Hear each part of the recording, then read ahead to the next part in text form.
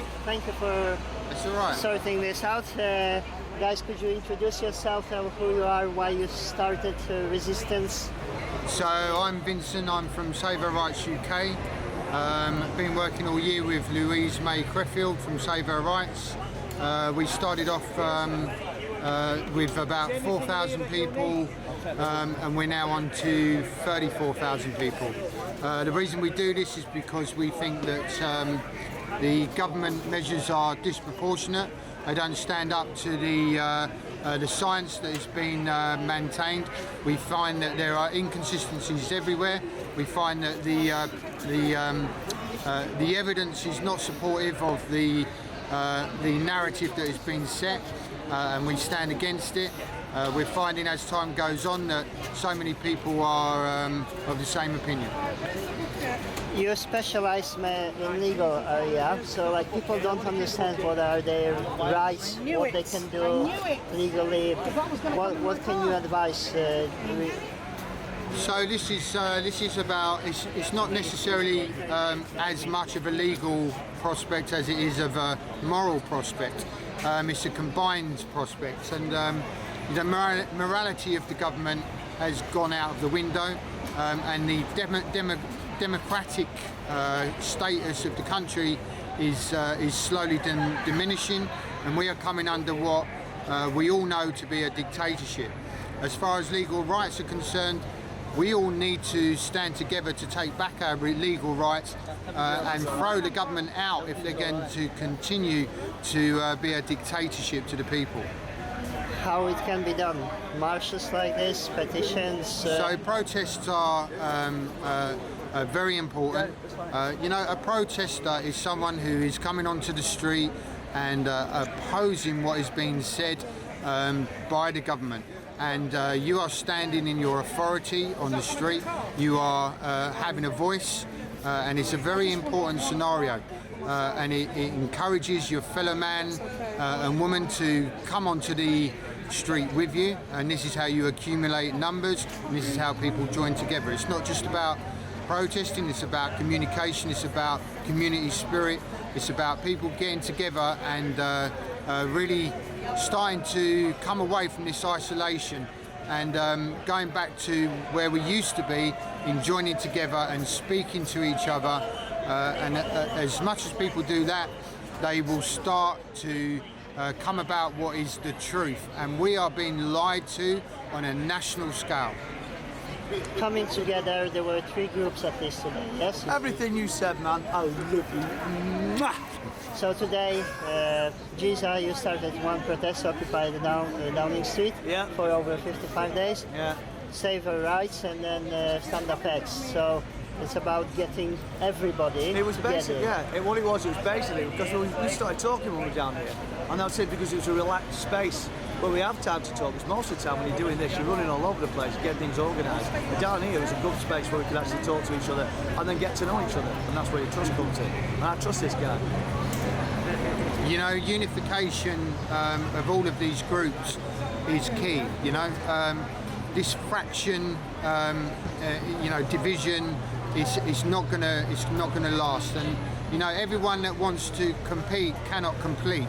If we stop competing with each other, then we will complete, and that's what needs to happen. And these groups are now starting to realise this, and they're coming together in love, in unification. They're working together and creating a relationship, and this is what's needed. We're not the voice of the people. The people are the voice of the people, and we're just here to encourage the people to do the same as us and join in unification. And that is what is needed. It is numbers that is going to overcome this problem. It is people joining together in numbers and opposing what is being set out, because what is being set out is a pack of lies for a future that none of us are going to enjoy, a future that none of us have a say in, and it's nothing but a dictatorship. I've just been to Berlin, and I was under impression how they organized stuff. There was a march of over 100,000 people. They all walked in together silently. They hide their egos.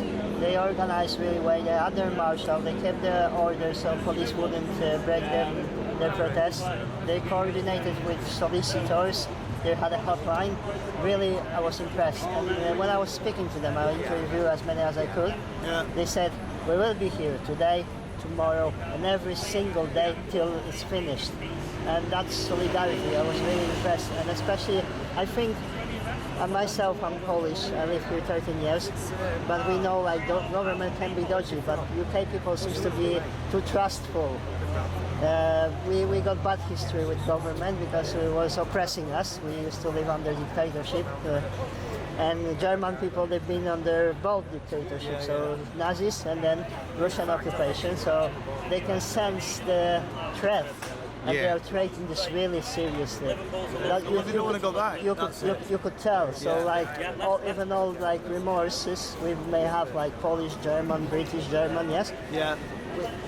They're not there. Yeah, we were there in one goal, like liaising together, and they even stipulated we need to come together because it's an international problem. Yes, it's a global problem. It's a global affiliation. You know, and let's not get this wrong. It is a global attack on mankind, and you know, Germany have seen this before, and that's why Germany are coming out against it. And I praise Germany. I praise what they're doing, and I encourage what they're doing. You know, they're coming onto the streets and they're joining together as a nation to represent the truth.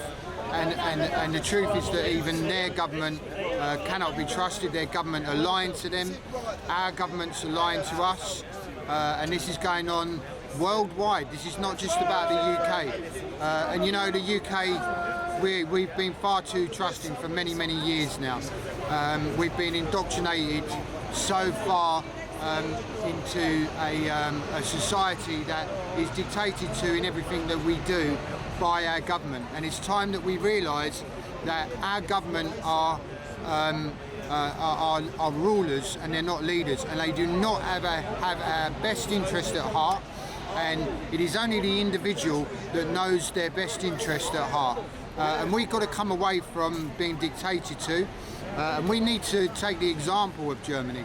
We need to take the example of the numbers that are joining the streets, and we need to do the very same thing. I spoke yesterday with a friend of mine who is from Switzerland, and they got direct democracy. Yes. So it means that government is not their overruler. Yes. So you and me, we can go out there, get 100,000 signatures, yes, and we can move legislative yes, process. It's yes, a direct democracy. Yes. I think this is where we need to move. Yes. Yes. This is the way of the future. You know, we've come about as far as away from a democracy as we possibly can. And if we take a look at Switzerland, we take a look at how Switzerland are functioning as a country, we will see that it's a different concept, and that the people are living under democratic freedom. And this is what a centralised government takes away from us. And we need to now realise that this system is obsolete, it's worn out. The MP system is obsolete, a centralised government is obsolete, and we need to go back to a democratic look at everything that is being represented. And if we take Switzerland as a model, we would really be encouraged by what they're doing. The people are living a totally different life in Switzerland, and the policies are much more for the people. I watched your life, and you put lots of emphasis on staying calm and on psychology of things, because people are depressed, they're losing their will to fight, to resist, they're overwhelmed. You can tell. What's your advice on that? So, you know, this has been probably the most dramatic year of many people's lives, and people have suffered a great deal. We've seen deaths, we've seen loved ones not being able to be with loved ones while other people were dying. You know, the main thing is that we're coming out of what I would call a broken relationship. For many years we've had a relationship with our government that we've relied on, and now we're coming out of what I would term as a broken relationship. And it's very difficult when you come out of broken relationships to find a new relationship. And you know, the people have got to find a new relationship with themselves and start to self-govern and self-individualise and stop being reliant on everything that they're told to do and start taking matters in their own hands. And you know, it's a balance. It's a balance of strength. It's a balance of courage. It's a balance of fortitude. And it's a balance of individuality, and it takes a lot of doing, you know, because indoctrination goes a long way. And you know, I'm 54 years of age, and in the last 10 years I've done a lot of self-work, and I've realised that you have to address the fact that you're reliant on a government, and now we're being forced to do it in 2020. And a lot of people are waking up to this, and it's very difficult when you come into the truth that, you know, a lot of your life has been a lie, and you have been really dictated to in most of what you represent as your own life, and it creates a lot of emotions. It creates a lot of confusion. And it's hard to deal with, but you know, we all need to join together and support each other. We need to create new networks. We need to come away from this ordering of staying away from each other. We need to oppose that in every way. You know, this virus has been proven. There's 7,000 scientists that have now got together to prove that this virus is not what is being represented, and it's not the virus that is isolating us. It is the dictatorship and the lies of instruction that is removing us from one another. And we need to come away from that. We need to actually take a stance ourselves and say, you know what, we've had enough, and we're going to join together. And if you look at Britain, and if you look at most of the countries in the 60s, the 70s and the 80s, you know, it's very different now. And we need to take example and look back at that era, and we need to go back to that era and start realising that technology is taking us over, and we are being transitioned into technology taking us over. We need to take a stance against it. You know, we're not transhumans, we are human beings, and we need to reject it. We need to reject this the 5G masts. We need to reject the mass surveillance. We really need to reject all of it, because as much as it's an evolution, it's a devaluation, and it's a devaluation of humane consciousness. I noticed that everything like government is doing is like attack on our emotions, like breaking down the relation with family first, then friends, then gathering, then places of worship. They've been all targeted. Then there was a culture, then there was like any joy, really. We've been taken away to instill the fear. And I think like fear is such a primal instinct. It comes even before like need for food or even sexual excitement. It's just, I think it's just paralyzed people. Yes. So it stops rational thinking. That's correct. I just had, before we started this interview, I just had a comment from somebody, but just tell this to families of people who died. But, you know, I think we've lost the relation with death and with life as a process. You said you're 54, you did lots of self-development. Yes. And so you reconsider your life. Yes. While people, I think they're in disillusion that they will take a pill, they will get everything done in 3 minutes, like consumerist society. And now we're being like victim of that mentality. Yes. And there's that blackmail as well. But what about people who are dying? Like if we would be killing them. Yes. But then rational is like people can't look at that those people always died. Like I speak about numbers. I compare the ONS. I can tell them back and forth. Yeah. Because I trace them and I don't see increase in mortality as it used to be in UK since like 2000. There's study. Yeah. Last 18 years they are covered very good. Yeah. And we don't see any increase in mortality. And they're saying to us that there's deadly pandemic and that they're making things up. So What do you think about this? Like, what's the way to fight this emotional attack and this emotional blackmail? Yeah. I mean, it's a really good point, and it's at the crux of the situation. You know, it's a good point that you make there, and we're being led to the fear of death. Really, a lot of this is based on us actually being scared to go out, mix with people, mix in social circles, and we're being made to be scared of one another. And what is the crux of it? What is the suggestion of it? Well, the suggestion of it is that you're going to catch a virus and you're going to die.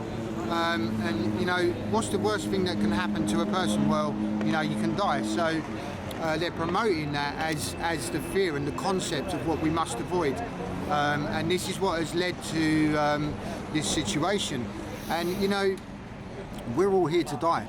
We're all here to leave this earth suit. We're all here to end our lives one day.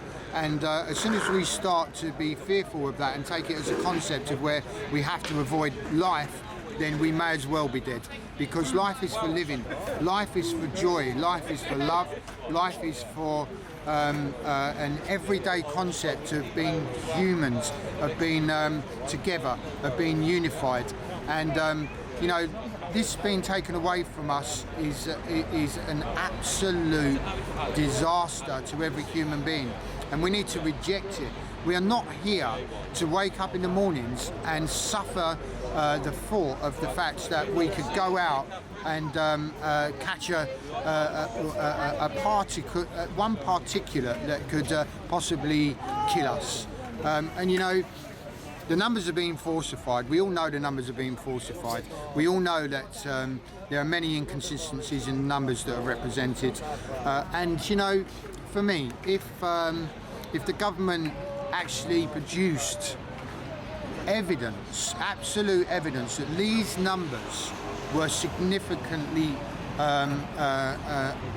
honest, then I would say, well, you know what, we need to consider that, because no one wants to get a really bad virus and die. But if we look at what's going out there right now, that is not the case. You know, many people throughout the summer, I was on Brighton Beach, there was thousands of people congregating all together. You know, in the next week, not everyone was reported as you know, not being able to go out with a virus, and you know, multiple deaths appearing.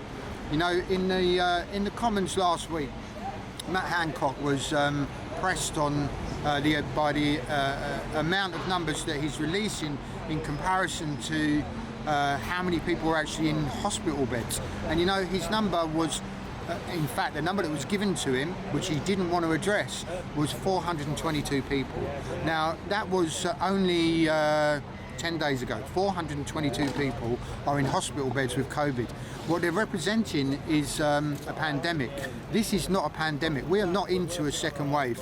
This language is being used and we are no way into a second wave. It is an absolute lie, and there is not one significant piece of evidence that supports this. And so we need to, again, I can't emphasise it enough. We need to reject this, and we need to join together to reject this.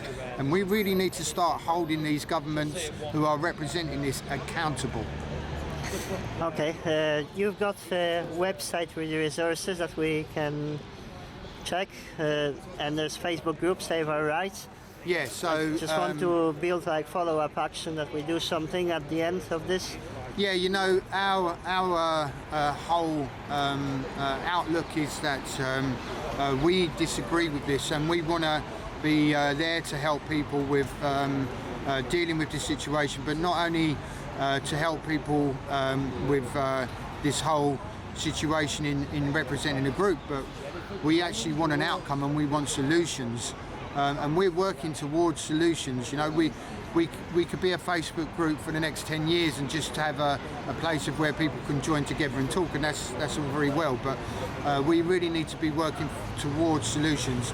And the solution is a democracy, you know. A solution is to hold the government accountable. A solution is for numbers to join together to actually hold the government accountable and take back the right to a democracy. And that's what we represent, and that's what we're working towards. and we encourage everyone to join Save Our Rights, and we want to join with every other group, division, and join with the leaders of these groups, and all come together under one umbrella and represent the people under one umbrella as the voice, because it is the people that are the voice. Thank you. Thank you. No for problem. finding No time problem. and talking God with bless me. you all. God bless you all. Thank you. That was Vincent. Thank you.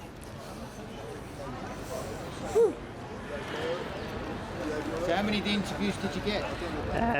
3 so far. I couldn't do much when we were marching because it was too loud. So now I will speak to people and.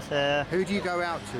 What sort of audience do you go out to? I got international audience. You know, I was encouraged because one of the live stream from Trafalgar Square went. Is this okay if we speak on the live? Yeah. So one of the live streams from Trafalgar Square went viral, 345,000 views. Wow. That's amazing. And next one was over 70,000. Okay. And then all those videos, they got like thousands of views later. So Okay. my concept is like, I just spoke with one lady before you, Yeah. to do whatever it is within your capacity. Yes, so absolutely. each person got different Absolutely. capacity. If Yeah, you can absolutely. only drop some leaflets or Yeah. just talk to neighbor, Yeah. do this. If Yeah. you can travel to London, travel to London. Yeah. If you know how to write email to minister, do this. Yeah. Yes. Whatever you can, do it. Entry points. And then be absolutely. persistent. Yeah. Do 1,000 hits, million hits, whatever. Yeah. Never give up. Yeah. Because this is storm that will pass. Yes. This is again concept of karma. Yes. What you sow, you shall reap. So That's correct. they are sowing bad stuff. Yeah. This will turn back to them. We don't want to play same tune. We don't want to turn violent or. I like to see myself member of society as we're meeting here. I know with kind of people like yourself and people who are coming here, we can share food, we can sing, dance, whatever. Yeah. Enjoy the life, trust each other. Yes. That's the kind of society I would like to participate in. Yes. While we've been disillusioned and we've been cheated with that consumerism society when we're unhappy. Yeah. So I think it's worth to make our stance. Yeah.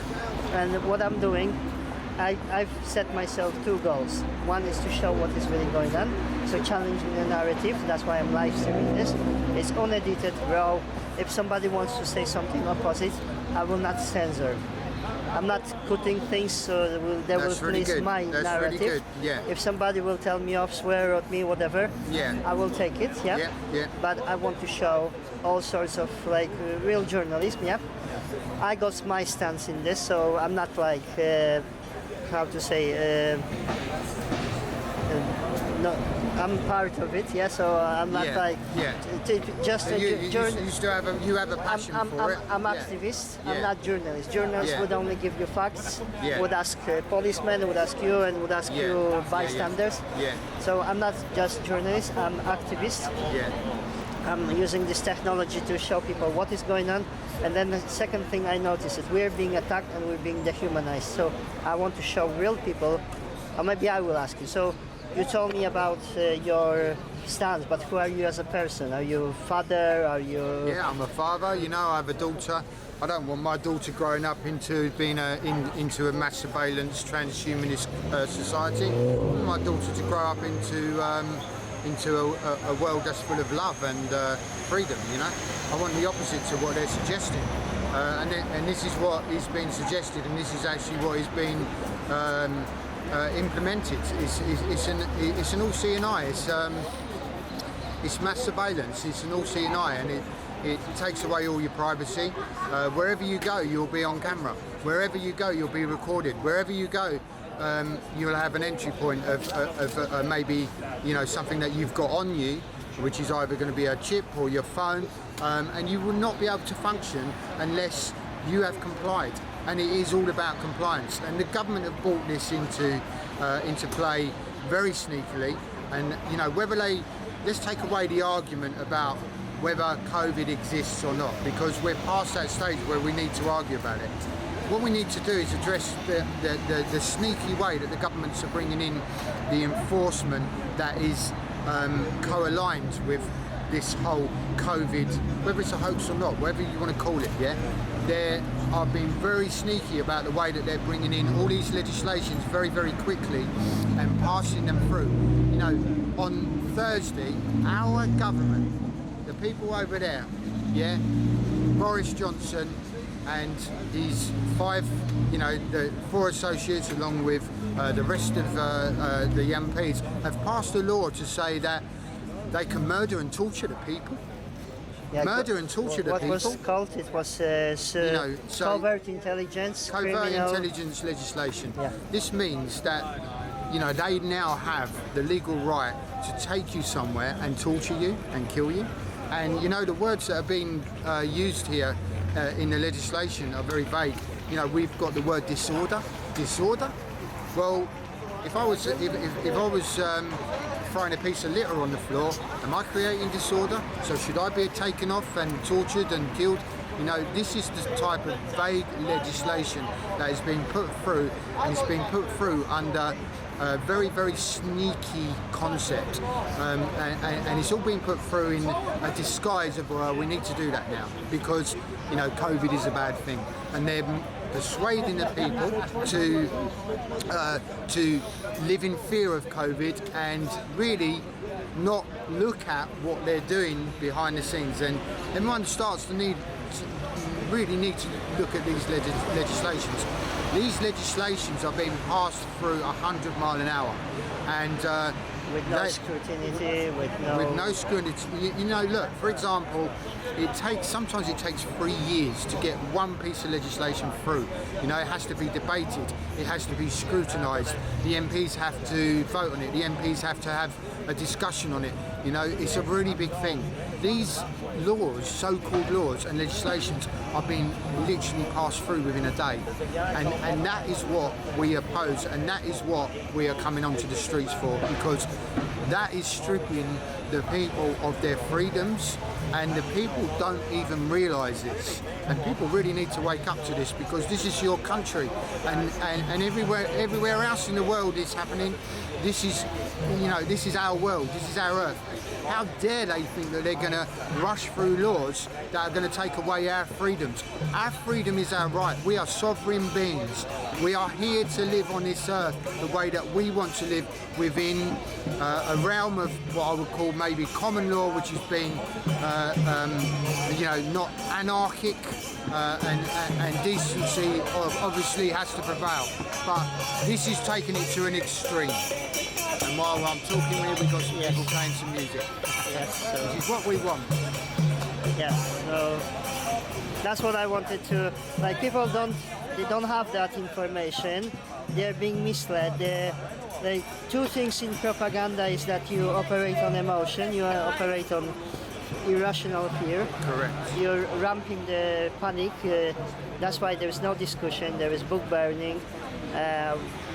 They failed us as representatives because we gave them privilege to run the society. Correct. We paid them to do it. Yes, and they betrayed us. Yes. This was not. The honour is gone.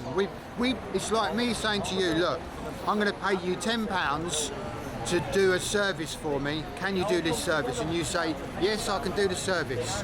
But you actually don't do the service, but you've taken my £10. That's what's going on. It's as simple as that. Harm. Not just this, instead of doing the service, you're taking my £10 and you're actually coming back with a prospect of actually